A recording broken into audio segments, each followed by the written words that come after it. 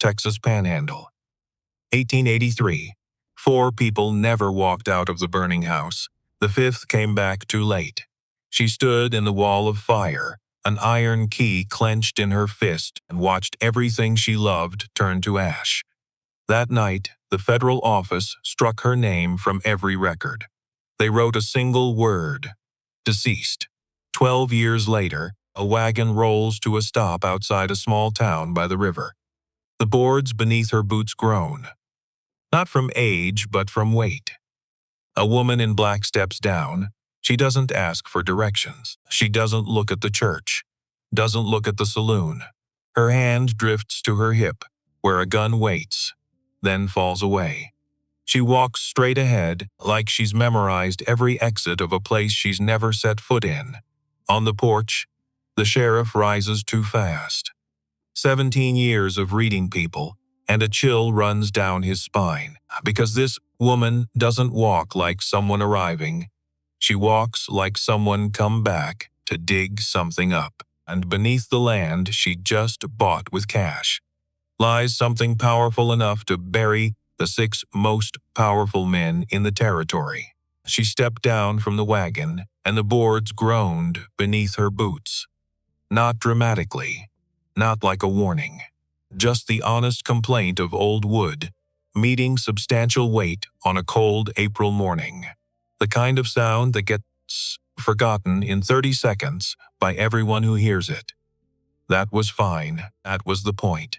Her name was Hester Cull, 58 years old, 63 inches tall on a generous day, wide as a barn door in the black wool dress she'd worn since Abilene, hair the color of old iron, twisted up under a bonnet that had survived 3 territories and wasn't looking for compliments about it. Face like weathered limestone, not ugly, not pretty, permanent, like she'd always been there and intended to stay. The town of Caldwell Crossing, Texas Panhandle, April of 1883. 300 souls pressed between the Canadian River and a ridge of red rock the locals called Ridgeline, because that was exactly what it was, and nobody out here had time for poetry. 1 main street, 1 church, 2 saloons. Because God and whiskey have always needed equal representation in Texas, and anyone who argues otherwise hasn't spent enough time in either establishment. She didn't look at any of it. She looked at the land office, walked to it without asking directions, without consulting a paper, without doing anything that suggested she'd arrived somewhere unfamiliar, which she hadn't. She'd been planning this for 2 years.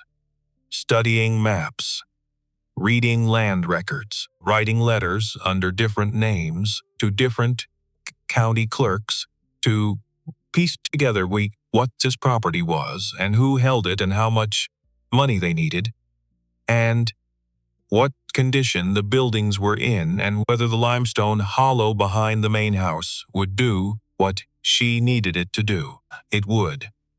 She'd known it would before she ever got on the wagon in Abilene, so she walked to the land office, and Sheriff Burl Nesbitt watched her from his porch. Burl was 52, bad leg from a ball he'd taken in 71 that was buried too deep to extract, and had been educating him about barometric pressure ever since.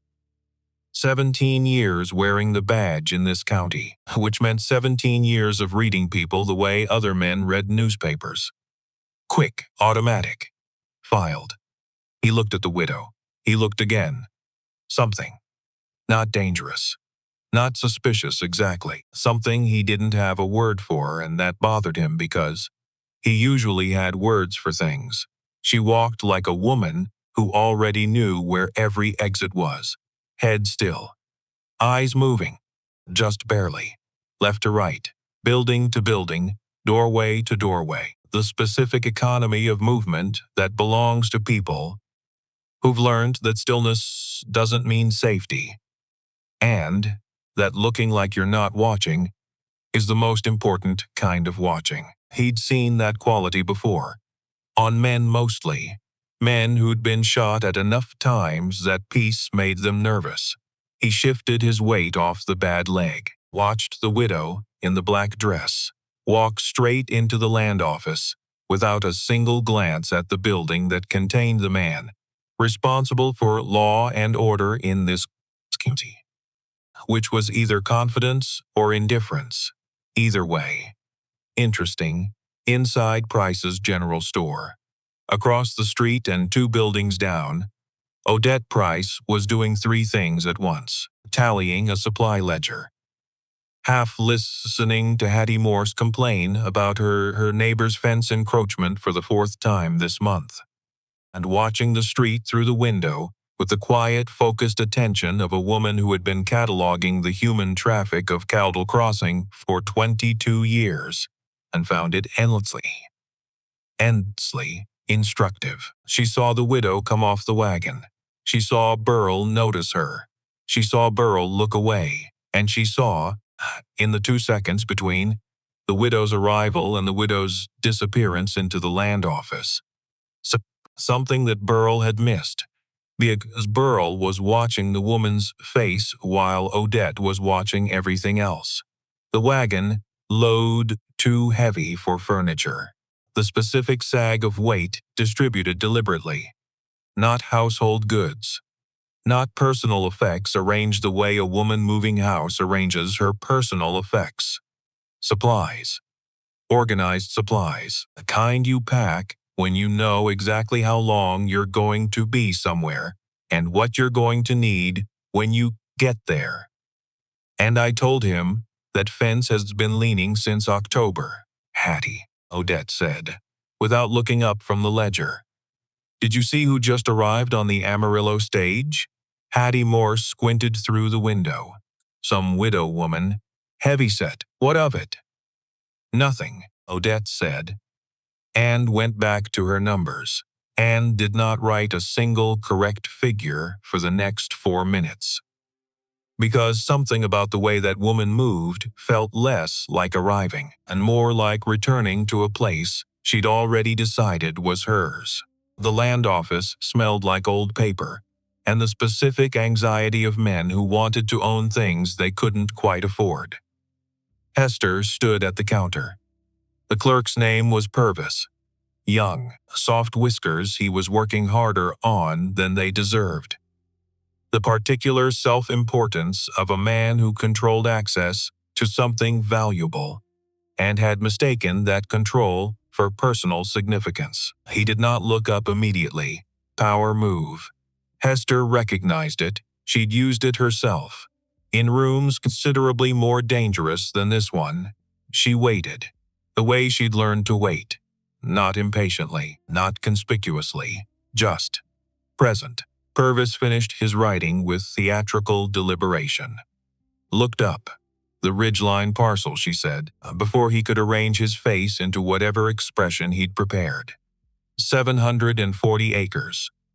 Registered to a Gideon Webb. I understand it's available, ma'am. I'd need to. I have cash. The theatrical deliberation evaporated. How much cash? Purvis said. She set a leather pouch on the counter. It landed with the sound of a conversation that was effectively over. He stared at it. I'll need to send for Mr. Webb, he said. Send for him. She sat in the chair by the window, folded her hands, and waited with the patience of a woman who had spent large portions of the last 12 years waiting for things she found considerably more unpleasant than this. 40 minutes later, Gideon Webb came through the door, 70 years old, and carrying every one of them in his face and his hands and the way he moved. Lean, sun-dried down to the essential, the kind of old that happens to men who've spent their whole lives outdoors, worrying about things they couldn't control, which described most men who worked land in Texas, and explained why most of them looked like Gideon Webb by the time they got to 70. His hands shook slightly, not from age, from something else. She filed that. You're the buyer, he said, looking at her, trying to look away, not quite managing it. You know the state of the property. I do. The house needs. I know the state of the property. she said again. Even. Patient. Like reading an item off a list. He looked at her for a moment with an expression she recognized. Not suspicion, something older and less focused than suspicion. The expression of a man who has been carrying something heavy in a direction he chose a long time ago and is only now, in this specific moment, wondering if the direction was right. "All right," he said quietly. They signed the papers.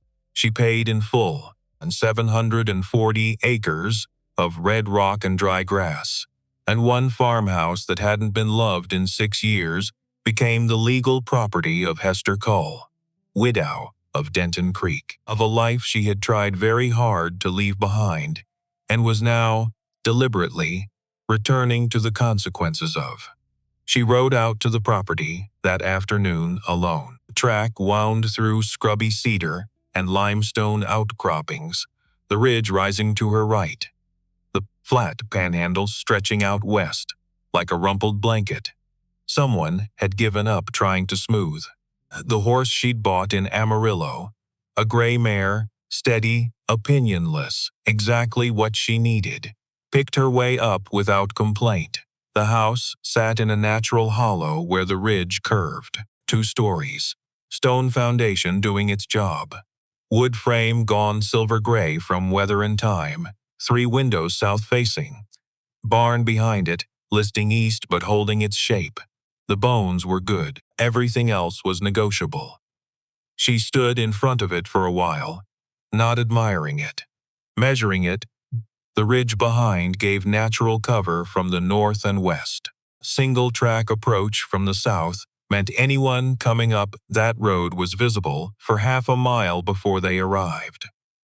And the hollow, the specific curved shape of it, the way the limestone sat, created something she'd calculated from the surveyor's maps and needed to confirm in person.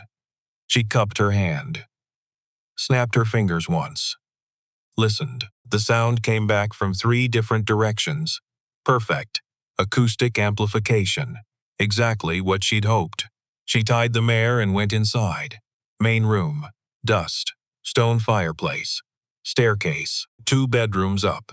Kitchen rear. Dry pump she'd need to prime.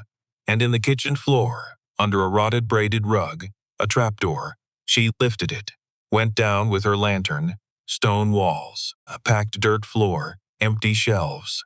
And in the back corner, partially hidden behind a collapsed wooden shelf, sitting in the dark like it had been sitting there, waiting for someone specific to come find it. A locked iron box, the size of a small traveling case.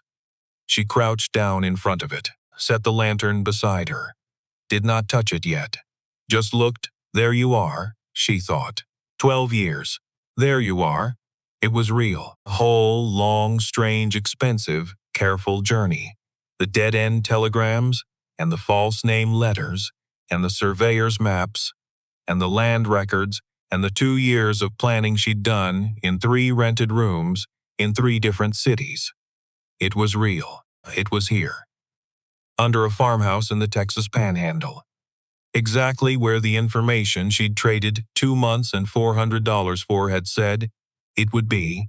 She stood up, let the trapdoor down, went to work. The first week, Hester was a curiosity. Caldwell Crossing had its rhythms. Newcomers arrived, got absorbed or didn't. Life continued either way.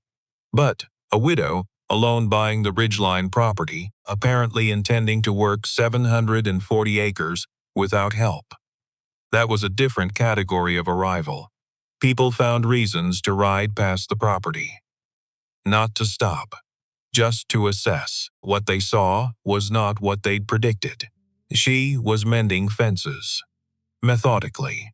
The kind of fence work that requires understanding of tension and angle and soil composition, not just effort and wire. She was reinforcing the barn's east wall with timber she had apparently cut and hauled herself.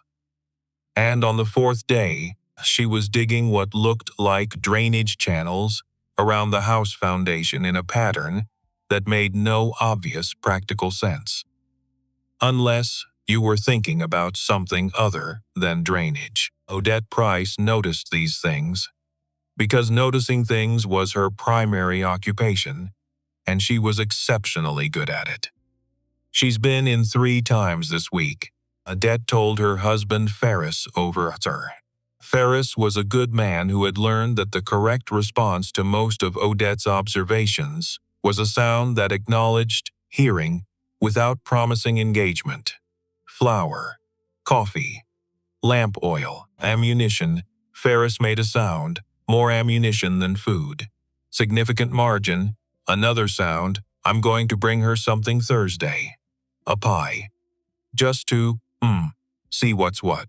Odette looked at her husband. You're not following any of this. Ammunition, he said. Pie. Got it. She brought the pie on Thursday. Hester was on the porch when Odette rode up, sitting in a chair that faced the approach road, which was a choice, not a coincidence, and Odette filed it as such the moment she saw it. Mrs. Cull? I'm Odette Price. I run the general store in town. I just wanted to welcome me. Yes, thank you. Hester looked at the pie, then at Odette. Sit down, plain, not polite exactly, but genuine. There was a difference, and Odette was good at telling them apart. She sat. The wind came off the ridge, dry and warm, the kind that smells like distance. They didn't speak for a bit. Odette was comfortable with silence in a way that most people who talked as much as she did were not. It was a skill she'd developed specifically for conversations where silence told you more than speech. You're measuring me, Hester said. Yes, I'm measuring you too. Fair enough. Odette looked at the fences, at the drainage channels, at the way the barn sat relative to the house and the hollow. Those channels aren't for drainage. No. You've thought carefully about who might come up that road. Hester said nothing, which was its own answer. Mrs. Cull. Odette set the pie on the rail. This town has a problem. Has had it about 8 months. The Dre family, Silas, Fletcher, and the youngest Cord. Hester set her coffee down. 18 men roughly, working this county since last fall. 3 homesteaders bought out under pressure. 1 burned. Sheriff Nesbitt files reports that go nowhere because the territorial circuit judge is either afraid of the Dreys or paid by whoever's behind them. Federal Marshal's office in Amarillo is understaffed by 2/3. Odette stared at her. How do you know all that? Hester looked at her. The eyes? Gray, flat, patient as the limestone behind the house.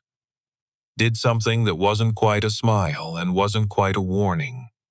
I read newspapers, she said, and picked up her coffee. Odette rode back to town that afternoon with considerably more questions than she'd arrived with, which, for a woman of her particular temperament, was not an uncomfortable condition. It was exactly the opposite. She was still thinking about those drainage channels. The way Hester Cull had said I read newspapers in the tone of someone reading the last line of a document they'd written themselves. Reuben Ketch arrived on a Friday. Came in quiet. The specific quiet of a man who was uncertain whether he wanted to be noticed. Dun horse. Brown coat that had been good quality a while ago. Face like a topographic map of somewhere difficult. 50 or 55. The kind of age that accumulates faster in certain lines of work. He tied his horse outside Price's store. Bought tobacco. Asked Odette, casual as checking the weather, if a woman named Cull had bought property out this way recently. Widow. Heavy set. Odette said yes. Said which direction. Watched his hands while she said it. They went still. Just for a moment. The way hands go still on people who've trained themselves not to react to things, and have mostly succeeded. He rode out to Ridgeline that afternoon. Hester was repairing the south fence. She heard the horse coming up the track and didn't turn. Her right hand moved from the wire to her hip in a motion so practiced it barely counted as motion. The horse stopped. The rider didn't speak. She turned. Reuben Ketch sat his dun horse 15 feet away, with the expression of a man who had rehearsed this moment many times and was finding the actual version different from every rehearsal. 3 full seconds she looked at him. "Ketch," she said. "Hester, not Mrs. Cull. Not ma'am, Hester." Which told her everything about how much he knew and how long he'd known it. "You look like hell," she said. "You look," he considered several things. Settled.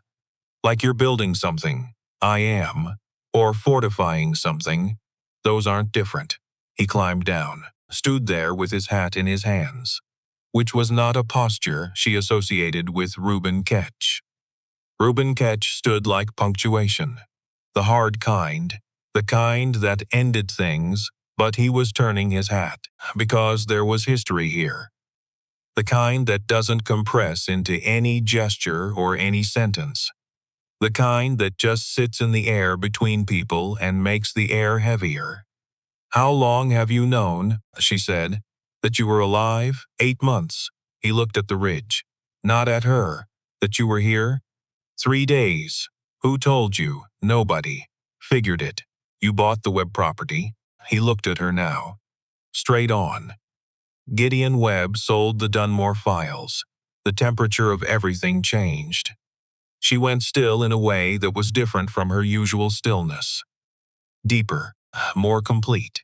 "Who told you about the Dunmore files?" "Nobody told me. I've been working a case out of Tascosa 6 months. Following money. Supply routes. Patterns that go somewhere they shouldn't." He took one step closer.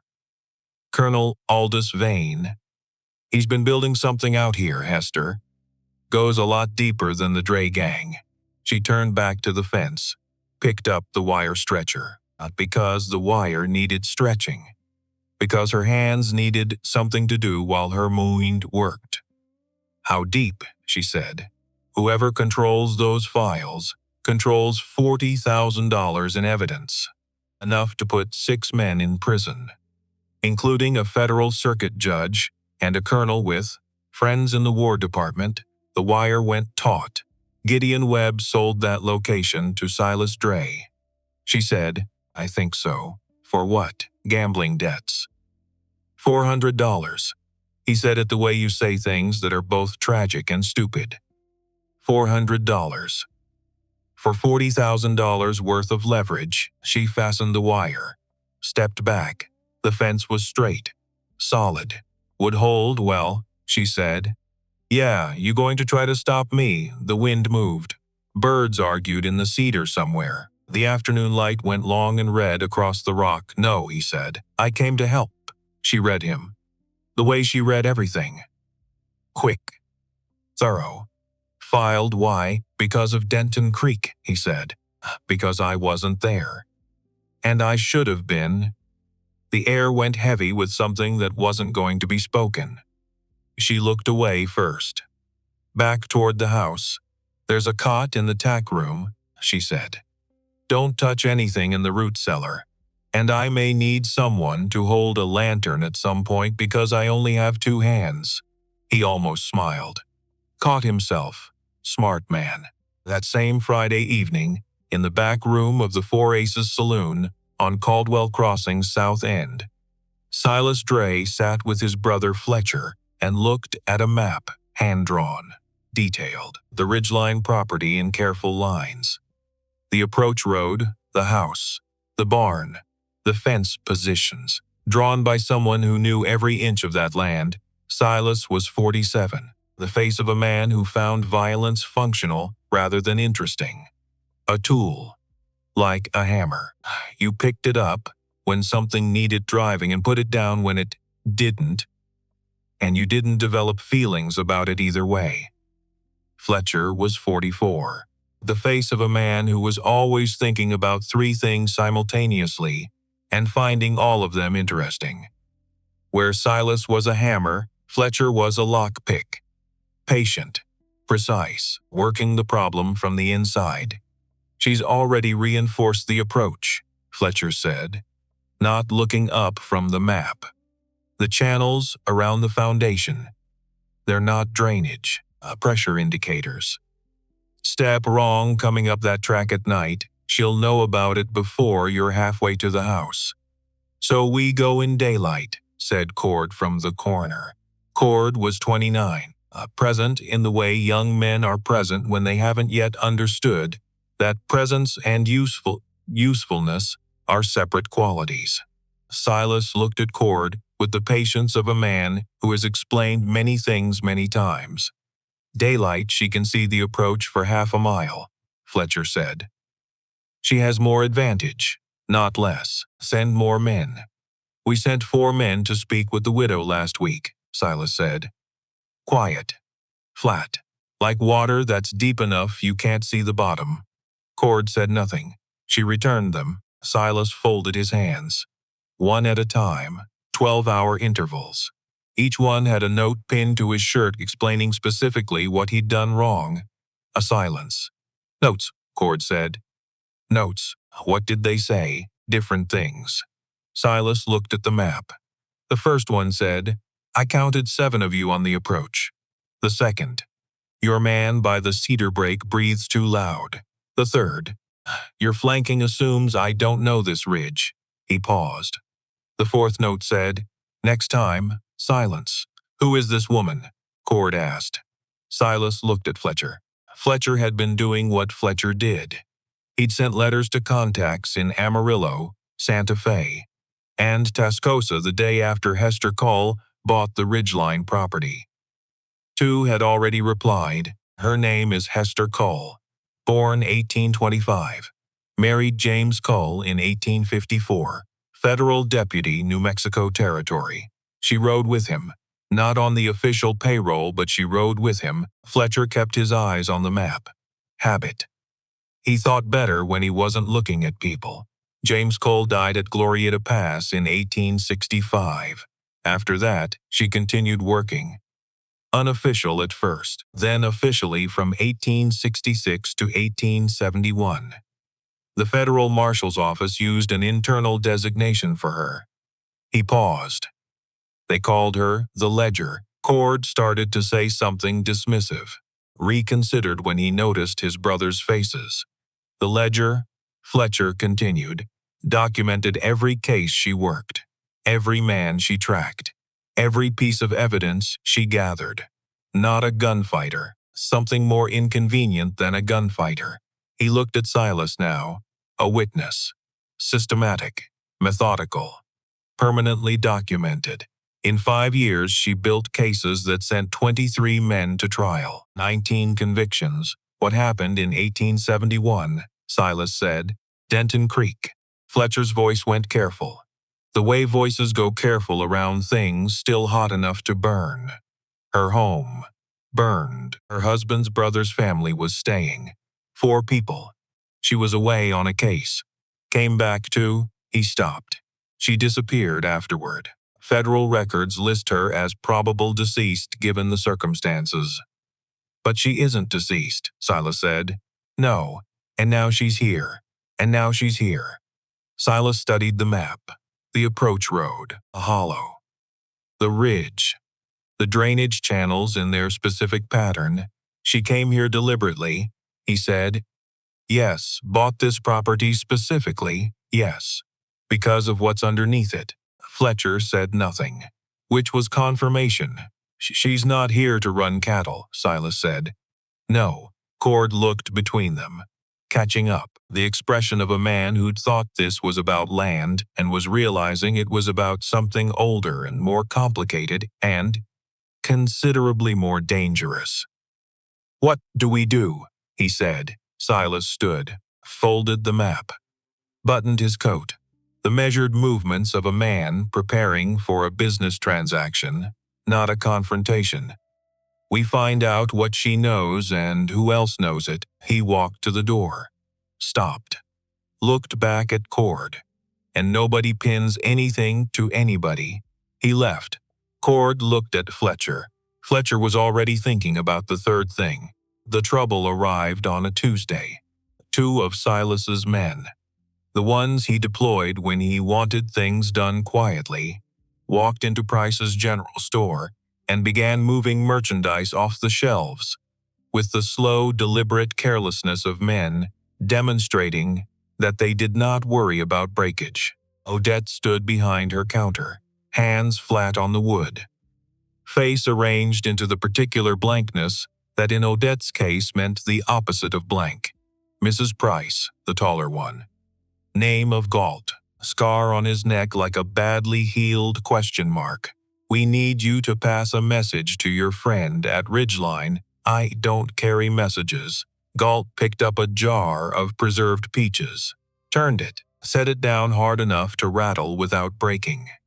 The rattle was the message. The break would be the next one. Mr. Dre would like to discuss purchasing that property. Fair price.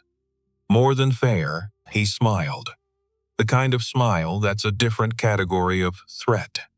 It would be simpler for everyone.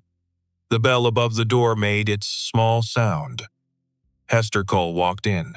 She looked at Galt, at the other man by the window, at the preserved peaches still vibrating slightly, at Odette's hands on the counter. She walked to the shelf, picked up the jar, set it back precisely where it had been. "Morning, Odette," she said. "Morning, steady. God bless her." Hester turned to look at Galt, not with hostility, not with fear, with the quality of attention you give to a problem you are in the process of analyzing. Galt was a large man. He was accustomed to his size arriving in rooms before the rest of him and doing most of the preliminary work. The widow was not small, but she was a woman, old, round. He had youth and 20 pounds and a gun on her. These were the calculations happening behind his eyes. You could see them happening. "Tell Mr. Dre," Hester said, "that the property is not for sale. Now, ma'am. And tell him the 4 men from last week were careless. The next ones should be quieter. And the ones after those," she picked up her list from the counter, "should think carefully about whether they want to be the ones who come." Galt's jaw set. His hand moved toward his holster. Not drawing. Just moving that direction. The beginning of an implication. Hester did not look at the hand. She looked at his face. "That family in the corner," she said, quietly, not shifting her eyes.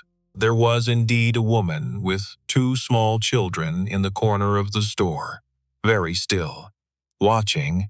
"Those children don't need to see whatever you're considering," Hester said, "and you don't need them to see it either, because you know where that story goes for you." A pause, the length of a controlled breath. "Think about it." He thought about it. A hand came back to his belt. "Mr. Dre will hear about this," he said. "I expect so." She turned to Odette. "Flour, coffee, and the shells I ordered." The 2 men left. The bell made its small sound in their wake. The children in the corner breathed again. Odette stared at Hester, at the complete mundaneness with which she was consulting her shopping list. You knew they were in here, saw their horses outside." Hester looked up from the list. "The flour first. I need to get back. You're not worried." Hester considered the word, turned it over. "I've been worried since 1871, she said. "I'm tired of it. I find preparation more useful." She set the list on the counter. "Don't forget the shells." That night she sat at the kitchen table, single candle, map of the property in front of her, Reuben's notes alongside it, the locked iron box to her left, still locked, the key on a chain around her neck where it had been for 3 years. She thought about Galt's face, the moment he'd calculated and reconsidered. That moment was information. It said, Silas Dre was not a man who wasted assets on lost causes. He'd pull Galt back and think about what he'd learned. Which meant she had some time, not much, but some. She thought about Fletcher, because Fletcher was the one that mattered. Not Silas. Silas was a hammer with tactical sense, manageable. Fletcher was the kind of intelligence that adapted, that absorbed failure and came back changed. That learned Fletcher would know about the iron box. If Gideon Webb had sold the property's layout, which he had, she was nearly certain, then Fletcher knew about the root cellar. And if Fletcher knew about the root cellar, he knew why Hester Cole had come to Caldwell Crossing, which meant the timeline was shorter than she'd built it for. Reuben appeared in the kitchen doorway. He'd been in the main room reviewing his notes. They'd developed a system already. The way people who've worked together before fall back into old rhythms without discussing them. Vane is in Amarillo, Reuben said. Arrived Monday. Meeting with the circuit court administrator tomorrow. Judge Holbrook? Yes. Holbrook is bought, probably. Not probably. She tapped the map. Dunmore files have 3 pages specifically about Holbrook. Payment dates. Amounts. Specific rulings they correspond to. She looked up. Vane needs those files destroyed, not used. That's the whole point. Reuben sat down across from her. Looked at the locked box. Open it, he said. I know. Make sure everything's still. I know. So why haven't you? The candle moved in some small current of air. Because, once I open it, she said, this stops being something I'm planning and becomes something I'm doing. He looked at her, at the woman he'd known when she was different. When the weight she carried was the ordinary, professional weight of difficult work, rather than the specific, permanent weight of catastrophe survived. Hester, you've been doing it since you got here. Whether you open the box or not, she knew that.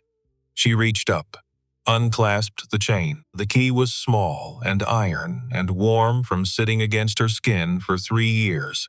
Set it on the table, looked at it. James, she thought. I'm sorry it took this long. I'm sorry I told myself I was protecting something when I was just afraid. She wasn't going to cry. She hadn't cried since the first year. She let herself feel it. The full weight of 12 years of carrying this particular thing in this particular direction. Before she picked up the key and put it in the lock. The box opened, papers inside, dozens of them, organized. Her own handwriting, younger and steadier than the handwriting she had now. Evidence, affidavits, ledger entries from the Dunmore accounts, names, dates, transactions. The documented record of 12 men's corruption. Built over 5 years of careful patient work and preserved through 12 years of flight and fear.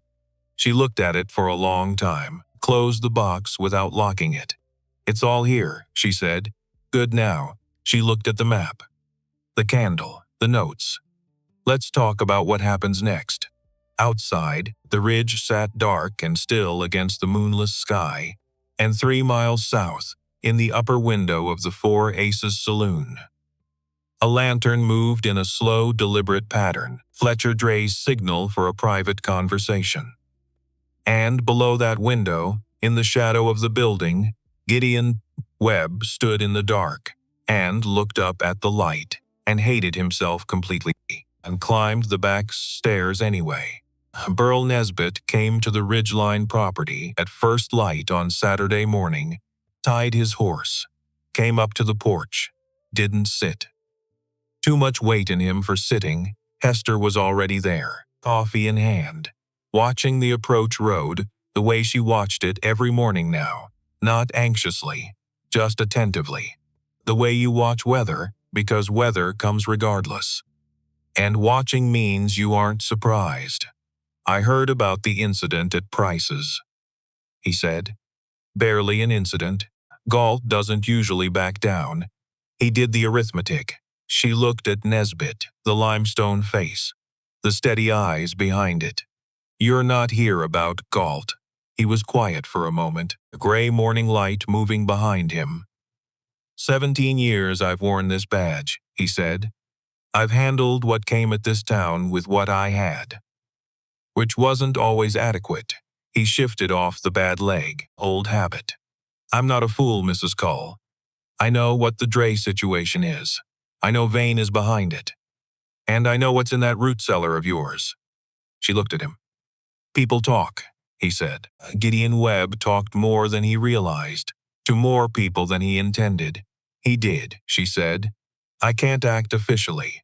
Anything I do goes through Holbrook's court, and Holbrook kicks it back and makes things worse. He put his hands in his coat pockets, looked at the road she was looking at.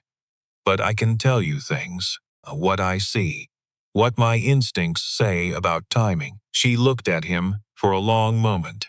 What do your instincts say right now, Sheriff? He exhaled slowly. 10 days before Silas Dray stops being patient. Maybe 5 before Vane stops letting him handle it. She nodded once, confirming what she'd already calculated. Coffee, she said. He looked almost surprised. If it's no trouble, it's hot. It exists. That's the extent of my hospitality at this hour. He sat on the porch step. She poured him a cup from the pot on the rail. They sat in the early light, the ridge going red in the first sun, the approach road empty and quiet below them. Two people who'd spent their lives reading signs that other people either missed or ignored, reading them, now waiting. The trouble arrived on a Thursday, which was typical. In Hester's experience, trouble rarely came on Mondays. Mondays were too predictable. Trouble preferred the middle of the week, when your alertness was already spent on the first half, and you hadn't started conserving it for the end. Thursday, April 19th. She was mending the east fence when she heard the horses. Not 1, not 2, 5, coming up the approach road with no attempt at quiet, which was itself a message. We're not sneaking, we're arriving. There's a distinction. We want you to know we understand the distinction. She kept working, didn't turn, didn't move toward the rifle 3 feet to her left. Just kept mending, because there is a specific response to intimidation that intimidation doesn't know how to answer. Kapleemed it indifference. The horses stopped 30 feet behind her. Silence. Wind. Mrs. Cull. Fletcher Dray's voice. She'd heard Reuben's description often enough that she recognized the quality of it immediately. Measured. Educated. The particular diction of a man who'd found schooling useful but insufficient. She turned around. 5 men on horses. Fletcher centered. Brown coat. No hat. She'd noticed that before in Reuben's notes, and here it was confirmed.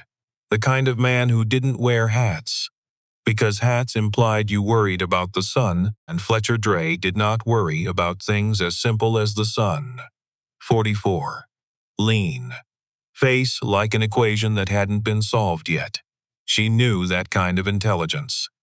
Had seen it before, on both sides of various situations. The kind that was dangerous not because it was cruel, but because it was curious. And curiosity adapts in ways that cruelty doesn't. Mr. Dray, I apologize for the incident at the store. He said it the way men apologize when apologizing is a strategic move rather than an expression of remorse. My men were clumsy. They were. I prefer directness. I've gathered. He looked at the fence, at the wire tension, at the post spacing, at the pattern of the work. You do good work, he said, and meant it. Which was, somehow, more unsettling than if he'd been lying. What do you want, Mr. Dray? The property? No, the horses shifted. Small movements. Restless, Mrs. Cull. He tilted his head slightly, the adjustment of a man changing his approach mid-sentence. We both know what's in the root cellar. We both know why you're here. Perhaps we can skip the performance. She looked at him steadily. It's a standoff, she said. It doesn't have to be. It already is. The question isn't whether it's a standoff. The question is who blinks first. She turned back to the fence. I don't blink, Mr. Dray. Ask anyone who's worked with me. A long silence behind her. Then 5 horses turning. Then nothing. She kept working, hands steady. Heart not quite as steady. But close enough. Don't blink, she told herself. You've waited 12 years. Don't start blinking now. That evening, Reuben came in from town with a folded telegraph message. Set it on the kitchen table without comment. She read it. Read it again. Colonel Aldous Vane had left Amarillo, traveling east. Expected arrival, Caldwell Crossing. 4 days. She set the message down. 4 days, she thought. Fletcher was the preview. Vane is the main event. How many men does Vane travel with? Depends on what he wants to look like. Reuben sat. Poured coffee. Official. 6. Not official. More. He won't want to look official here. She tapped the message. He'll come in heavy. Not uniformed. But heavy. We need more people. We have Nesbitt who can observe but not engage. Odette who is resourceful but not trained. You, she looked at him. And me, that's 3, that's 3. It's not enough, I know. She stood. Walked to the window. The ridge invisible in the darkness. Just darkness where rock should be. I need to think while you're thinking. Reuben turned his cup slowly. Fletcher came out here to measure you. Not threaten you. Measure, which means he's already past the threatening stage. Yes. He's going to try something that isn't force. Something I won't see coming, because force has failed twice, and Fletcher Dre does not fail the same way a third time. No, she said. He doesn't. She kept looking at the dark where the ridge was. What am I missing? She thought. What variable? What piece that's sitting right in front of me? And then Gideon Webb, the thought arrived not like lightning, but like a door, opening slowly in a cold room. Gideon Webb had sold the map of the property, but Gideon Webb had also lived on this property for 9 years. He knew every board, every stone, every entrance and exit that wasn't on any map, and Gideon Webb still owed $400 to people who didn't accept delays. Reuben. Yeah. Find out where Gideon Webb has been spending his evenings. A pause. You think. Desperate men make decisions that surprise themselves. She turned from the window. And Fletcher Dre is very good at finding desperate men. She was right. She was nearly always right about that kind of thing, which was not a comfort. Being right about bad things approaching did not prevent the bad things. It just meant you felt their full weight for longer. Reuben came back the next morning, sat down, didn't look at her directly for a moment, which was itself information. 4 Aces Saloon, he said, back room, 3 times in 2 weeks. After dark. Gideon went up the back stairs. She sat with it. $400, she thought. He sold 12 years of work. Not for malice. Not for ideology. Not even for real greed. Fear. Just fear. She understood exactly how a man arrived at that place. The debt accumulating past the point of managing. The shame of it. The paralysis. And then someone offering a door. Not a good door. Not a door that led anywhere worth going, but a door in a room where all the walls had been closing in for too long. She understood it, and it didn't change anything. He's given them access routes, she said. Almost certainly, which means they can come in from the north. Through the cedar break, which your channels don't cover. No. She stood, started moving. 3 steps one direction, turn. 3 steps back, the way she'd always thought. Movement and stillness trading off like breathing. We have to extend the perimeter. Tonight. Before, sound from outside, not the approach road, from the north from the cedar break. Both of them went still. The sound came again. Not horses. Too careful for horses. Boots on limestone. 2 sets. Maybe 3. Moving with professional quiet. That was nevertheless not professional enough, because the hollow did what it always did. Bounced sound off the limestone and delivered it back to the house from 3 directions at once. Reuben's hand went to his gun. Hester shook her head. She waited. 1 minute, 2. The sounds moved in a slow circle at distance, not approaching the house directly. mapping, measuring, identifying where the light was and where it wasn't. She turned the lamp down. Not out. Low. Enough to make the windows look occupied. Then she went out the back door. Into the dark. Reuben held the house. That was their arrangement. Worked out without discussion. The way things get worked out between people who've operated together before and trust each other's instincts about who does what. The night was cold. Stars dense. The limestone pale in their light. She moved across the yard without sound in a way that had nothing to do with physical lightness and everything to do with 30 years of learning exactly where to put each foot. James Cull had been an exceptional teacher. She went wide around the north edge, came into the cedar break from outside rather than through it, and found them, two men. Young, professional in the specific way of men hired for particular work rather than general muscle, crouched at the north edge of the property, making marks in the dirt with a stick, drawing a sketch by feel in the dark. She stood behind them for a long time. They had no idea she was there. I love this property, she thought. Evening, she said. They spun. She had the Colt out, not pointed, just present. The way a fact is present. You're sketching my north fence line, she said, which suggests you're planning to use the cedar break as an approach route. The men looked at each other. I'd advise against it, she said. It's late. I'm tired. I shoot better than I look. And most things about me are better than I look. She tilted her head. Leave the sketch. Leave the horses. Walk back to town. She sent them back on foot with a note for Fletcher Dray written on the back of one man's shirt pocket with a pencil stub from behind her ear. Next time, come yourself. H.C. Fletcher got the message at 3 in the morning. He didn't sleep after that. Sat at the table in the back room of the Four Aces. Looked at the ceiling. Thought she'd neutralized 5 separate approaches now. Each time using methods that indicated she'd anticipated the approach before it arrived. Which meant she wasn't responding to what he did. She was ahead of what he did. Which meant she had information she shouldn't have. More than the files alone would give her.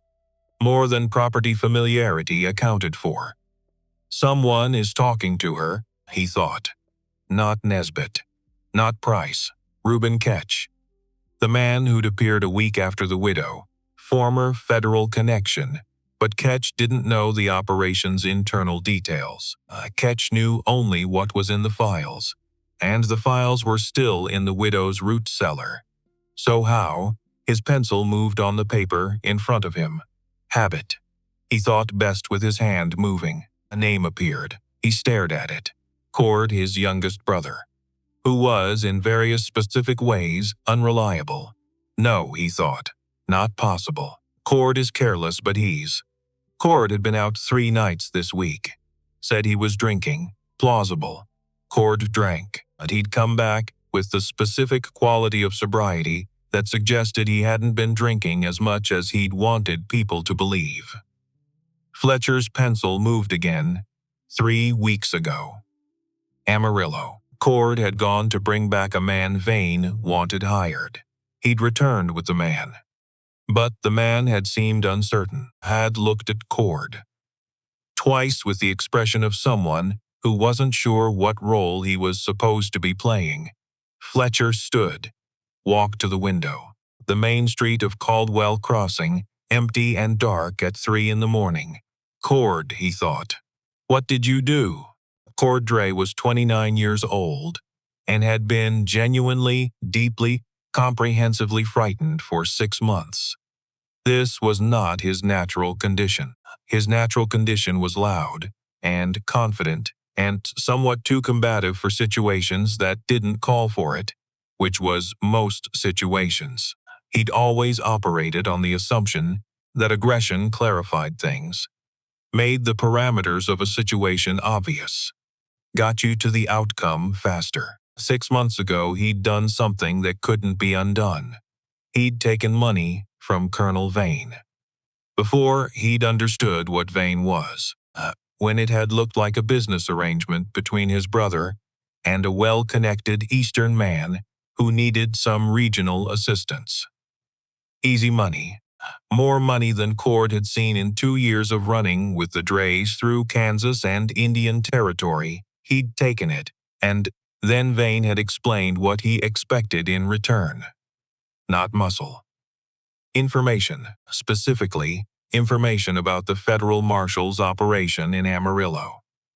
Who was where, what they were working, who might be approachable, and who couldn't be touched. Cord didn't have that information, but Vane thought he did, because someone had told Vane that Cord had a contact in the marshal's office, which was true in the loosest possible sense. There was a deputy in Amarillo named Cassidy that Cord played cards with occasionally. A casual acquaintance, kind of connection Cord had never thought of as significant. Vane thought it was extremely significant.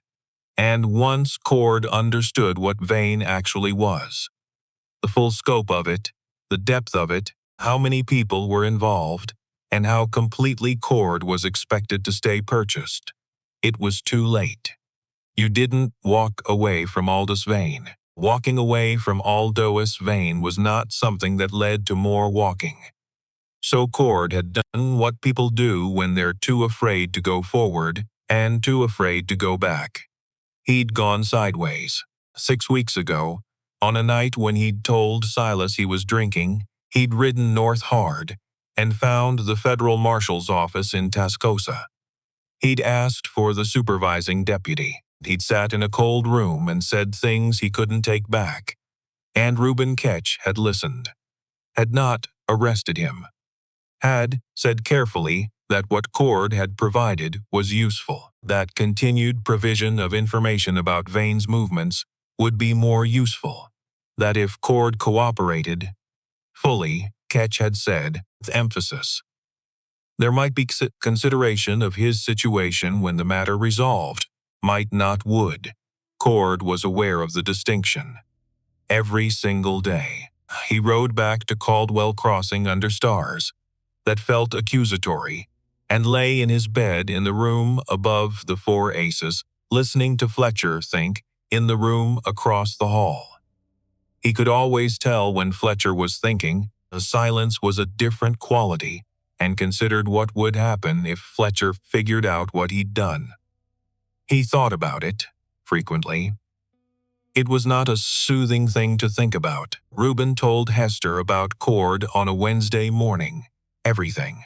The Tascosa meeting, the arrangement, what Cord had been providing, the fact that Cord was the reason they'd known Vane's travel timeline, the reason they'd known about the North approach plan before it happened.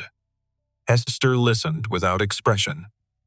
When Reuben finished, the coffee had gone cold. He's scared, Reuben said. I know. He didn't want to be in this. He got pulled in before he understood. Reuben, he's 29. I know. She set the cold cup down. I understand how someone gets there. Afraid, and then more afraid, and then making the decision that makes you more afraid because you couldn't think of anything else. She looked at the table. I understand that very well. A pause. He's useful, she said. As long as Silas doesn't know about him, yes. Which means we use him carefully. And not more than necessary. Every use increases the risk that Fletcher sees the pattern. Fletcher is already seeing patterns. I know, she stood. How long until Vane arrives? 2 days now. 2 days. She walked to the window. The approach road. The ridge. The landscape she'd spent 3 weeks learning. 2 days, she thought. 2 days and 3 people and a locked iron box and 12 years of waiting that I am finished with. Done. Send a message to Marshal Sykes. She said. Reuben went still. Dot Sykes is in New Mexico. I know where she is. Even if she rides the moment she gets it, she can't arrive in. Send the message.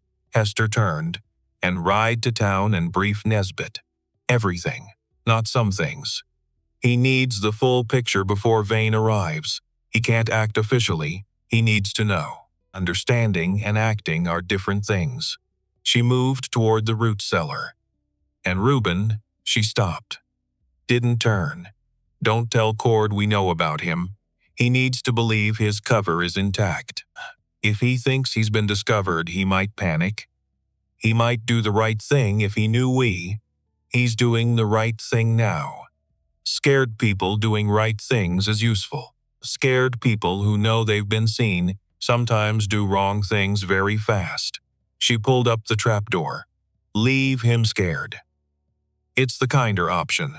She went down into the root cellar, opened the iron box, and began making copies of the most critical pages in her own handwriting. The day before Vane arrived, Gideon Webb knocked on her door. She stood on the other side of it, for a moment, with her hand on the frame, feeling the weight of what she knew about him. The $400. The map, the access routes drawn from 9 years of living on this land. She opened the door. He stood on the porch, old, small, the sun making no concessions to his dignity, hat in his hands, the posture of a man who has used up all of his dignity and is standing in what remains beneath it. Mrs. Cull. He couldn't look at her directly.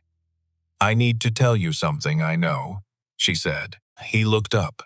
Startled. About Fletcher Dray, she said. The maps. The north approach through the cedar break. She stepped back. Come in. He sat at the kitchen table. Didn't touch the coffee, she said in front of him. I needed the money. The debts were. He stopped. Started over. That's not a reason. I know that's not a reason. She sat across from him. Waited. They said they just wanted to scare you. Make you sell. He looked at his hands. Nobody was going to. Mr. Webb. He stopped. People who run this kind of operation do not scare and leave, she said, even. Quiet. They scare and then they hurt and then they take. You knew that. His hands shook. Yes, he said. Very small, and you did it anyway.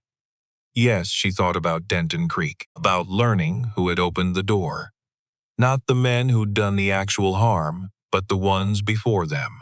The ones who'd sold information, for money or fear or some tired, exhausted combination of both. She'd had feelings about those people. Strong ones. She thought about what she'd actually done about those feelings, and what that had cost her, Gideon. I'm going to ask you one question. The truth protects you. A lie does the opposite. He looked at her. What exactly did you tell them about this property? He told her everything. 14 minutes. When he finished, he looked like a man who'd put down something very heavy and wasn't sure he had any right to feel better for it. She referenced everything he'd said against what she already knew. Almost all confirmed one addition. A second entrance to the root cellar. Through the barn. Through a drainage tunnel built in the 1860s by the original owner who hadn't wanted it on any map. Gideon had forgotten it until Fletcher's systematic questioning pulled it out of him. Fletcher knew about the tunnel. She hadn't known about the tunnel. She looked at the old man for a moment. Thank you, she said. He blinked. Like the words had landed wrong. You could have not come, she said. That took something. She stood. Go home. Lock your door. Don't open it until this is over. He went. She stood in the kitchen, the barn, the tunnel. All right, she thought. One more thing to prepare. She'd been building an architecture of readiness against a threat that kept showing her new faces. Each new face, she looked at it. Thought. Adjusted. Added something else to the structure. Because this was her home now. Because she was done running, 12 years done. And whoever came up that road tomorrow was going to understand exactly what that meant. Broken Lance came down from the Llano Estacado on a Thursday morning. Word reached Caldwell Crossing by noon. Rider from the Harmon homestead 6 miles east. Face pale, hands shaking on the reins. The Kiowa, moving west. 17 horses. 2 homesteads already evacuated. No violence yet. The word yet did the heavy lifting in every sentence. Burl Nesbitt came to Ridgeline that afternoon and did not look like a man who had received manageable news. 3 families already in from the east, he said, standing on the porch. Too much in him for a chair. I can't raise a militia. Half the men in town are hired hands. Half of those are scared of Dre. The other half are scared of Kiowa. Nobody is scared of the right things at the right times. Broken Lance, Hester said. He's been peaceful since '79. Whatever's moving him, isn't him. She looked at Reuben. Vain. Reuben nodded, the nod of a man who'd done that arithmetic already and hadn't enjoyed the result. Vane has been supplying them, he said, repeating rifles through a middleman in Adobe Wells. Since January, Kiowa move west, raid the eastern homesteads, create chaos. Army gets called. County is in uproar. Vane rides in with the solution and the money, buys Ridgeline at emergency distress prices, gets the files. Destroys them, he paused. Everyone goes home. Except the families that burned. Burl's face went through several stages of comprehension. How do you stop a Kiowa warband with 3 people and a locked box, he said. You don't fight the warband, Hester said. You remove the reason they're moving, meaning, I go talk to Broken Lance. The porch went quiet enough to hear the wind in the cedars. Burl looked at Reuben. Reuben studied the porch railing. Odette's brother, who'd ridden out that morning with supplies and information, looked carefully at the middle distance. You speak Kiowa, Burl said. Not quite a question. Some. James worked New Mexico territory 11 years. You acquire things. She was already moving toward the door. Pulling together the medical bag, the trade goods she'd bought in Amarillo, specifically for this contingency, because she'd known, because Fletcher was too methodical, not to use every available lever, and Vane was too strategic not to have prepared this months in advance. Broken Lance doesn't know the rifles came from Vane. He thinks they came from willing commercial sellers at Adobe Wells. If he knew who arranged it and why and what Vane gets from it, she picked up the bag. That's a different conversation. He might. Still, he might. She headed for the door. But I spent 12 years afraid to do things that might not work. She stopped at the threshold, looked back.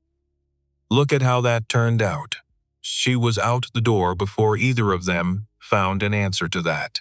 She rode east into the flat brightness of the Panhandle afternoon, the kind of light that makes distances deceptive.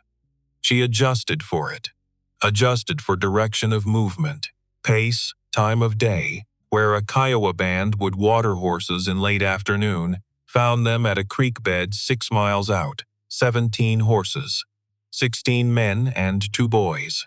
Camp in the cottonwoods, fire small, and positioned to minimize smoke. They're not raiding, she thought, pulling up short. They're moving. Vane created a story the county is reading as aggression. This is displacement. Someone pushed them. She rode in without announcing herself, which was either the correct instinct or the wrong one, and she genuinely didn't know which until the rifles came up. And she stopped the gray mare and sat very still and let the moment be exactly what it was. Broken Lance came forward, 52. Face like terrain. Eyes the color of creek water in shadow. He looked at her for a long time. She looked at him, 3 seconds to say something that was not a lie, not an insult, not a performance. The rifles that came to you, she said. In the Kiowa she had, imperfect, careful, the man who sent to them. He used you to create trouble so he could come in and take land. She reached into her bag, slowly, set copies of Vane's supply receipts on the saddle horn, his records, his name, the money he paid. what he expected to get. Broken Lance looked at the papers, then at her. "Why do you bring this to me?" he said, in English, clear and precise, which told her he'd been waiting to see what she'd say before he revealed that. "Because you deserve to know who made you a tool," she said, "and because I'd rather we solve the same problem separately than fight each other while the man who created it watches from somewhere safe." A long silence. The cottonwoods moved. Horses shifted. "The woman who gives a Kiowa chief evidence against a white man," he said. "What does she want?" 3 days, she said. "Then move wherever you were going. The whole county looking at Vane instead of you." He studied her. "You are not afraid," he said. "I'm very afraid," she said. "I'm just too tired to let it keep making my decisions." He almost smiled. Not quite. But the near miss of it was enough. She rode back toward the ridge in the long red evening light, hands easy on the reins, the gray mare steady beneath her. 3 days, she thought. He'll hold 3 days, which means I have 2. Vane arrived on a Friday. From the south. Up the Goodnight Trail, not from Amarillo, not from the east, which was wrong, which was deliberate, which meant he'd known someone was monitoring his expected route and had changed it. Cord got word to them Friday morning via a message, under a loose board in the livery stable. Handwriting tight and small with the pressure of a man writing under sustained fear. South approach. Today, not tomorrow. More men than expected. 42. Hester read it, folded it, set it in the fire. 42, Reuben said. "Yes, we have 3. Yes," she stood. Moved to the window, the table, the door, back to the window. Faster than usual. Because 42 was a different problem than 20. 42 required different thinking. Not force against force. Not even guile against force. Something else. What do I have, she thought. What do I actually have right now? The files, leverage in a courthouse, useless in a field, the property itself, the hollow, the ridge, the acoustics that she knew and they didn't. Reuben Odette, who was not trained, but had been preparing for 2 weeks and knew every building in Caldwell Crossing from inside and out. Nesbitt, who couldn't engage officially but had 17 years of local knowledge, and a deputy who was scared but loyal. Cord. Inside the operation. With information Vane's men were acting on, information that Cord could. She stopped moving. Cord is inside. And Fletcher doesn't know Cord is compromised. And Vane's men are following a plan built on information Cord fed them, information that Cord could change. Just one piece. "Reuben," she said. He read her face. He'd seen that expression before. In a different decade. In a situation that had resolved, against significant odds, in their favor. "What," he said, "send Cord a message. Tell him I need one thing changed in what Vane was told about this property." "Which thing?" "The root cellar." She sat, picked up her pencil. Started drawing. "Vane thinks the only access is through the kitchen trapdoor. Tell Cord to tell Fletcher that I'll be defending the root cellar from below. That the kitchen trapdoor is the critical approach." She kept drawing. "So when his first group goes straight for the kitchen, they walk into a room you've had 3 weeks to prepare, and the men circling outside to cut off escape. Hit your extended drainage channels, and Silas's reserve group can't come up the approach road." Reuben was ahead of her now. "Because Nesbitt and his deputy are going to block it with Odette's supply wagon, positioned like it broke down." "Yes." He looked at her diagram. "You've been building this for 3 weeks, he said, "since before I knew Cord existed. Since before Vane's arrival date was confirmed." She folded the paper. "Because this was always going to happen. The only variables were number and timing." "The files," he said. "Where are they?" "Nesbitt's office. False bottom of the gun cabinet." Already moved, she looked at him.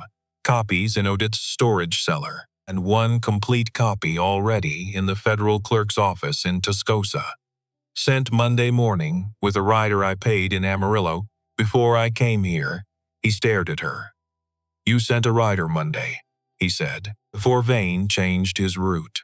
Before we knew the number, Reuben, she put her coat on. I've been the ledger for 17 years. I don't own one copy of anything. I have 3. I have never in my entire professional life put all of my evidence in one location. She looked at him. I've been waiting 12 years. I'm not going to lose this because I got careless at the end. He was quiet for a moment. The iron box in the root cellar, he said. Empty since Tuesday. He almost laughed. What's in it? Rocks. She buttoned her coat. And a note. What does the note say? She opened the door. The afternoon light came in, red and long in Texas and wide. You studied the wrong woman, she said, and walked out into it. Vane came at dawn. Of course he did. Men like Aldous Vane always came at dawn, because dawn was psychological, because dawn said, we took your sleep and now we're taking everything else, because dawn was when the body was coldest, and the will was thinnest, and the distance between sleeping and dying felt its shortest. Hester had been awake since midnight. So had Reuben. So had Odette, positioned in the upper room of her store, with a Winchester and 22 years of accumulated patience, regarding men who thought small towns were easy targets. So had Burl Nesbitt, who had his deputy, and Odette's brother, and a supply wagon. Blocking the south approach and a face that had decided unofficial was a word that meant something different this morning. Dawn came in red and cold over the panhandle. 42 men came with it. Hester stood at the kitchen window and watched them come up the approach road, well armed, moving in 4 distinct groups, each angled toward a different quadrant of the property. Precise, coordinated. Fletcher's planning, not Vane's. Vane would be at the back, protected, directing from the position that generals have always chosen.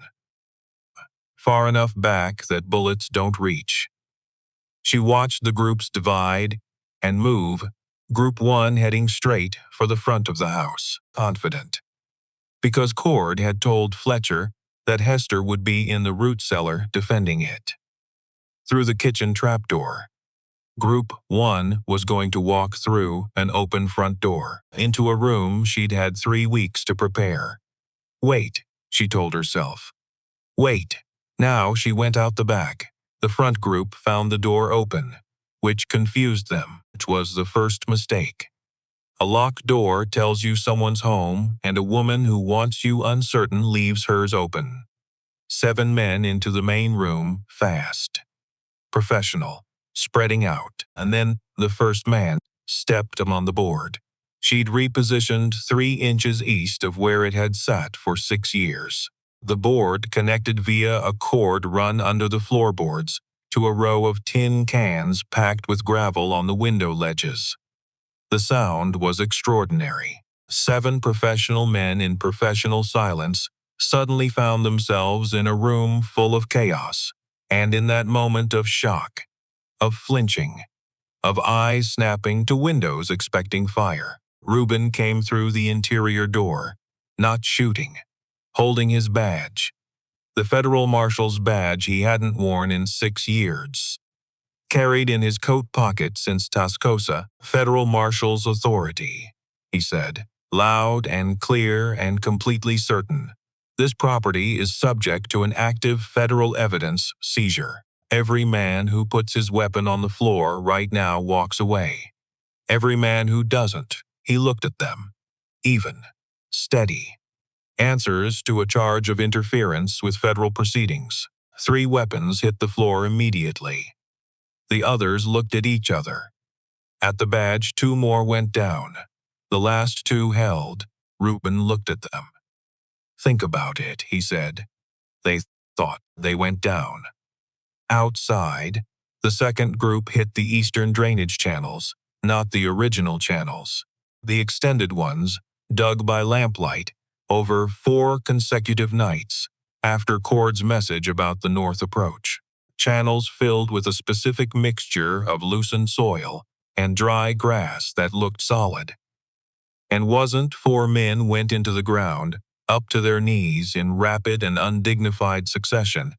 Not dangerous, not designed to injure, just completely and immediately stopped. The men behind them pulled up short, trying to understand why the men in front had apparently decided to sit down for no visible reason. The confusion bought 90 seconds.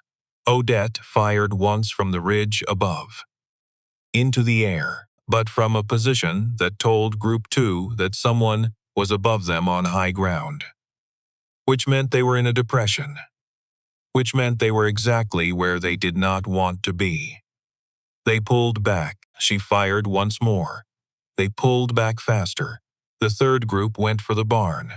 The tunnel. Fletcher's ace. The approach the widow wasn't supposed to know about. They found it exactly where Gideon Webb had told Fletcher it would be.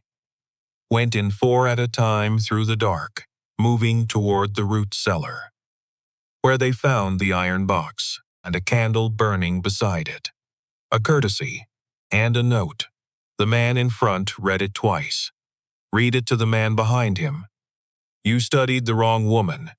And while they were reading, the trapdoor above them opened. Hester dropped 2 things through the opening. A lantern turned low, and a piece of paper. The paper landed on top of the box. The man picked it up. A list, 17 names. Dates and dollar amounts beside each name. The kind of list that represented years of work and meant prison for every person on it. Vane's name at the top. Fletcher Dray's name 4th. The man looked up at the open trapdoor. "What do we do?" he said. Hester's voice came down from above, calm, like she was discussing fence maintenance. "Whatever you want," she said. "But those files are already in 3 other locations. The federal clerk in Tascosa has the originals, so whatever you do here only affects what happens to you specifically." A pause. I'd think carefully. Long silence in the dark tunnel.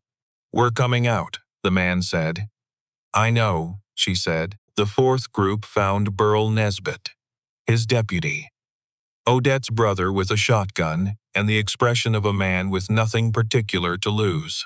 The supply wagon blocking the road at an angle that would have been difficult even without armed men beside it. They stopped, 42 men, every approach blocked, disrupted, redirected, not by an army, not by superior firepower, not by anything that could be counted and matched and overcome the way Vane's men had been trained to count and match and overcome, by a woman who had spent 12 years learning exactly how to become inconvenient. Silas Dray understood it first. He was positioned to the west, watching with the flat, systematic attention of a man who thought in outcomes rather than actions. He watched Group 1 fail, watched Group 2 fail, watched the 4th group stop at the road. He turned to Fletcher beside him.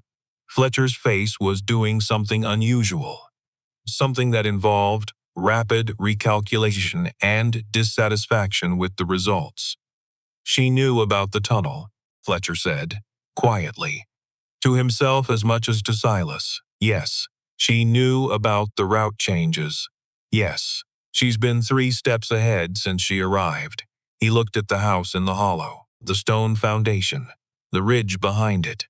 3 steps consistently, which means she had information. He stopped. "Cord," Silas looked at his brother. "I think so," Fletcher said, very quietly. The longest pause Fletcher Dray had taken in any conversation in 10 years. Silas looked at the house, at the approach road, at 42 men in various stages of stopped, confused, and reconsidering their immediate futures. "All right," he said, and walked toward the house alone. Both hands visible. The walk of a man who has made a calculation and is now enacting it. Hester was on the porch, when Silas came up the approach road. Reuben in the doorway behind her, hand on his gun. She felt it without looking. Silas stopped at the foot of the steps, two people taking each other's full measure in the morning light. "I want to talk about Vane," he said, which was not what she'd expected. She let the silence ask the question. "Vane hired us to acquire the property," Silas said, flat, unadorned. The way he said everything. "We were told it was about mineral rights. We were not told the full scope of what he wanted or why." He looked at her. "There are things on your list I didn't know about." She studied his face. The flat surface of it. The specific quality of a man telling an uncomfortable truth, because the alternative was worse. "The fourth name on that list," he said. "Fletcher." "Yes. Things Fletcher did before my operation. Before I knew him well enough to understand the extent of what he was capable of." He looked at the ridge briefly. "I'm not asking for anything. I'm stating facts." "Sit down, Mr. Dre," she said. He sat on the step. She sat in her chair, and they talked for 40 minutes about things neither had planned to discuss. What Vane had told the Dreys versus what was actually true. What Fletcher had done before. Silas had the full picture. What the files contained, and what they would mean when Reuben's federal authority was fully activated. At the end, Silas stood. "Where is Vane?" she said, half a mile east. "Waiting for a success report. He's going to wait a while." "Yes." Something crossed his face. "Adjacent to regret, but not quite it. I'll bring him to you." She looked at him. "Why?" He put his hat on. "Because I was used," he said. "And I don't enjoy that." He walked back down the approach road. She watched him go. That's a surprise, she thought, but not really. Not entirely. Men like Silas Dre had their own codes. She didn't agree with the codes, wouldn't have written them. But the codes were real, and this particular code had just worked in her favor. She didn't trust it completely. But she didn't dismiss it either. Colonel Aldous Vane arrived 20 minutes later on horseback, with Silas behind him, and two of Silas's men flanking. Not an escort. A delivery. Vane understood this. It showed in his shoulders, in his hands on the reins. Too controlled. The specific overmanagement of a man who is frightened and has decided not to show it and is not entirely succeeding. 56. Distinguished, gray at the temples. The white gloves. Always the white gloves. The careful construction of a man who'd spent 30 years looking like someone who didn't do the things he did. He dismounted, looked up at Hester on the porch. She looked at him, here, after 12 years. Standing in the yard of a property she'd bought with cash she'd saved over 3 years of planning. The name at the top of her list. The man behind the men behind the men. The one she'd always known would be the hardest to reach. "Here, Mrs. Call." His voice was excellent. Trained over decades. A tool he'd sharpened and maintained. "I believe there may have been a significant misunderstanding about the nature of my interest in this property." She said nothing. He stepped forward, beginning the managed narrative that had carried him through 30 years of doing what he did. "I have considerable resources. Considerable connections at the federal level. Whatever you believe those files contain, I know what they contain," she said.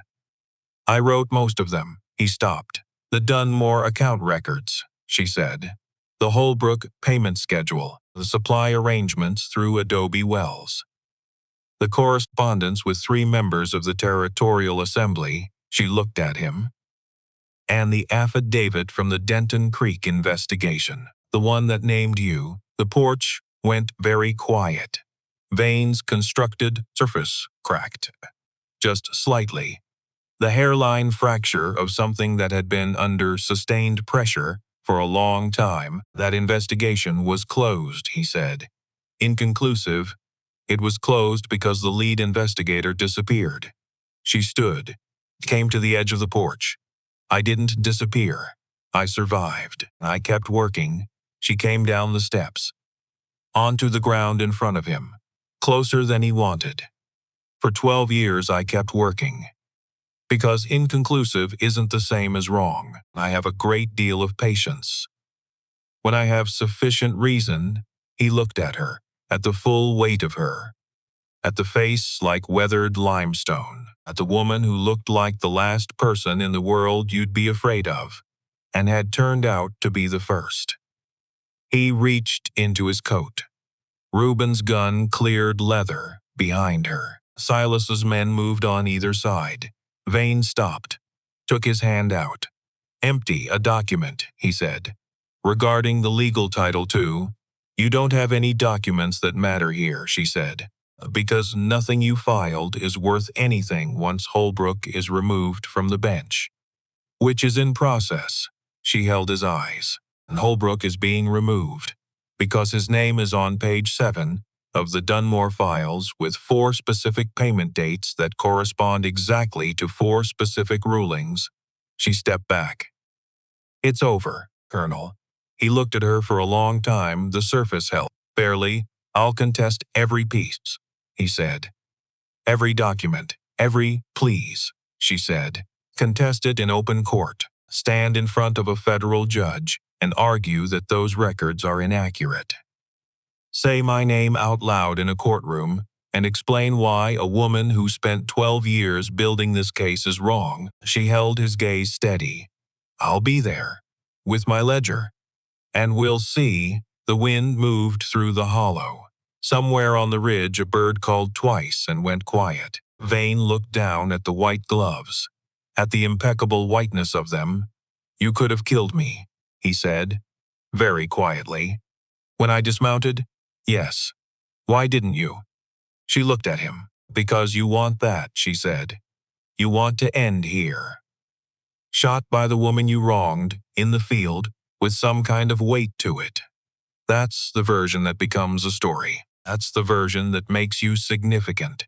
She stepped back. "I'm not giving you that." She turned toward Reuben. "Deputy Marshal Ketch." Reuben came off the porch with the manacles. "I'm giving you a trial," she said. "Public. Every name read into the record. Every date. Every amount.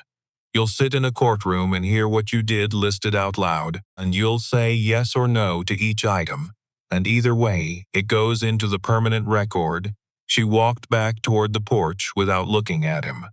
"And then you'll go to prison. And you'll grow old there. And in 20 years, when you die, the people who have to file the paperwork will have to look up your name to spell it correctly." The manacles clicked. Said nothing.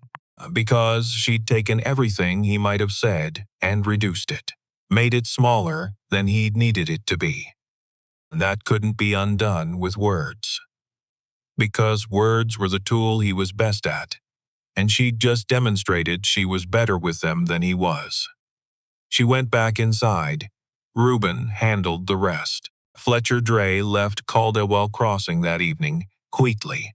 No confrontation. Silas let him go without explanation, and Hester didn't ask, because some things are between brothers and don't belong to anyone else. Cord Dray came to the property the next morning, on foot, hat in his hands. The young man who'd been terrified for 6 months arriving at the other side of that terror, and not entirely sure what to do without it. He stood in the yard. Hester came out on the porch. They looked at each other across the yard. "I don't know what happens to me now," he said. "Reuben will explain the federal arrangement. That's his decision, not mine." He nodded. "Looked at the ground. What you provided," she said. "It saved this property. Probably some lives." She looked at him. "I'm not the one who decides your legal situation, for whatever it's worth. You did the right thing. Late. Scared. Imperfectly." She paused. "But you did it." He looked up. 29 years old and looking it. Young in a way that the last 6 months had stressed but not broken. Thank you, he said. Don't thank me. Go talk to Reuben. He went. She watched him go. Late and scared and imperfectly, she thought. Like everyone. Like me. Gideon Webb came on Sunday. She opened the door before he'd finished knocking. He stood on the porch. The same posture as before. Hat in hands. The dignity deficit. But something different in his face. The particular look of a man who'd made a decision he'd been avoiding and was living on the other side of it. I heard it worked, he said. That? Vain? Yes. And the files? Yes. He looked at her. I'm sorry, he said. I know that doesn't. Come in, she said. He sat at the kitchen table. Didn't touch the coffee this time either. Some habits die hard, and some habits are about what you feel you deserve. I'm not going to tell you. It didn't matter, she said. What you gave them. The routes. The tunnel. If I hadn't known what I was walking into, she stopped. Let that sit. It would have gone differently. He looked at his hands. But you came back, she said. You didn't have to. Nobody forced you. You came back and you told me about the tunnel. It doesn't make up for. No, she said. It doesn't. That's not how these things work. There's no arithmetic that makes the original decision acceptable. She wrapped her hands around her cup. But it changed the outcome. That matters. She looked at him. That's all I have to say about it. He was quiet for a while. What happens now? He said. To you, she looked at the kitchen window. The approach road visible in the Sunday morning light. The ridge going red in the early sun. I stay, she said. He looked surprised. After all this is my property. I chose it deliberately. I learned every inch of it. I built something here. She looked at him. I'm not leaving it because people came and tried to take it. That would be a strange reason to leave. He almost smiled. The east barn, he said, support beam on the south side. I know about it. I could help. If you wanted, he looked at his coffee. I know this land. The quirks of it. Where the water goes after hard rain. Where the fence posts go soft in summer. She looked at him. I don't need a ranch hand, she said. No, I know, but she picked up her cup. Someone who knows where the water goes might be useful. He was quiet, then nodded. Once. Small. Coffee was hot and the morning was still, and outside the ridge sat in the early light. The way it had always sat, and would continue to sit regardless of what happened in the hollow beneath it. Marshal Dorothea Sykes rode in on a Monday, 6 days after she should have. 2 days after everything was over. Big roan horse. Federal duster gray with trail dust. The face of a woman who'd ridden very hard for a very long time and had arrived to find the occasion had passed without her. She tied her horse. Came up to the porch.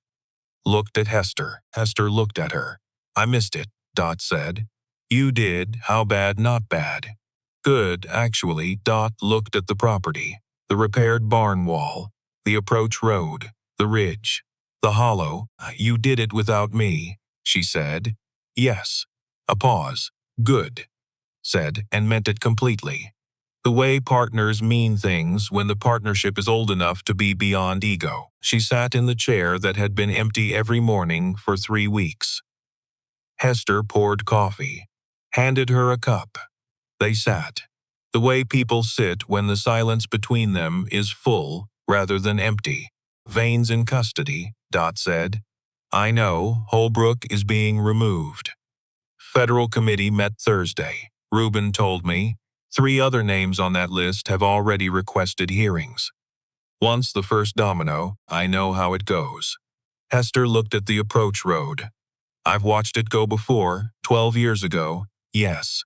Dot was quiet for a moment. Denton Creek. She said, yes, you should have called me when you disappeared. I know, Hester. I know, Dot, gently, but closed. The way you close things that are finished rather than things that are still painful. I know I should have. I wasn't ready to be someone who could be helped. I had to be angry for a while first. Dot looked at her. How long is a while? Apparently 12 years. Dot almost smiled. Not quite, but close enough to count. The wind came off the ridge. The first truly warm wind of the spring, carrying cedar and dry grass, and the distant smell of the river. Texas deciding, finally, to stop pretending it was still winter. What are you going to do with the land? Dot asked. Ranch it. Really? I bought cattle. 40 head. Coming from Amarillo in 3 weeks, Hester picked up her coffee. I'm going to ranch it. Gideon Webb is going to tell me where the water goes after hard rain. Odette Price is going to continue being the most attentive woman in the Panhandle. Reuben is going to figure out what to do with himself in Tascosa. Dot looked at her. And you, she said. Hester was quiet. The approach road empty in the morning light. The ridge red and still, hollow, holding the sound of 2 women breathing. And the wind coming off the rock. I'm going to sit on this porch, she said, and drink this coffee and watch that road. She looked at it for the first time in 12 years. Not because I'm watching for something coming, Dot waited, just because it's a nice road, Hester said. And it's my road. And I can watch it if I want. Dot looked at the road. The roan horse moved slightly at the post. Settled, it is a nice road, she said. It is. They drank their coffee. The morning went long and warm and unhurried around them. 3 months later, a letter came from the federal clerk's office in Tascosa. Vane had entered a plea. All counts, the trial was set for September. In public, in a full courthouse with a federal judge brought in from Austin specifically to ensure no local interference of any kind. Every name on the Dunmore list would be read into the public record. Every date, every amount, every transaction. Hester read the letter at the kitchen table, folded it, set it beside the empty iron box, which she'd kept. For a reason she didn't explain to anyone, because the reason was more true than any words she'd found for it. She went out on the porch, sat down, looked at the road. James, she thought, they're going to say the names, out loud, in a courtroom. Everything we wrote down, everything we documented, it's going to matter. It took too long. I know. I'm sorry it took this long. It's going to matter. The wind came off the ridge. Warm now, reliably warm. The Panhandle spring having finally committed, she sat with it, the weight of it, and the relief of it, and the strange particular feeling of finishing. Something you've carried so long you'd forgotten what you felt like before you were carrying it. Not empty. Different. Lighter in a way that was also fuller, like a room where someone has finally put the furniture in the right places. Nothing removed. Just arranged the way it was always supposed to be arranged. Gideon Webb came around the corner of the barn, called something to her about the east fence. She called something back. He went to work. The cattle would come from Amarillo next week. Odette was coming to dinner Thursday. Reuben had accepted the position in Tascosa, 60 miles away. Not close, not gone. The ridge sat in the afternoon light, red and permanent, the way it had sat before she arrived, and would sit long after she was done with her portion of things. She picked up her coffee, drank it, watched the road. Just because she came to bury herself, and found, instead, that she was exactly what this land needed, which, in the end, is all any of us can hope for.